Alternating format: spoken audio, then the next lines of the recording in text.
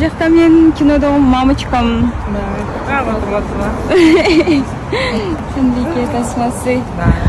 Бізде деген Қанбике тасмасының режиссері Нұрқыз Эже. Екінші режиссер антық. Екінші режиссері. Мен кино жақтағы мамочкам. Ана умняшка. Мага жол көрсөтүп, буюрса бүгүн көп нерселерди сүйлөшүп, пландап, проекттер сүйлөшүп. Вот, жүрөбүз. Ассаламу алейкум. Кайырлы таң. Бүгүнкү күндөрүңүзгө сәттілік. Таңертең мен тұрып пробежкаға келгем. Жүрмегелі негіз көп болды. Тренировка істеген бөлек, жүгірген бөлек қой негізші. Аяқтан келдім. Бірақтан жүгіріп қайтам қазір.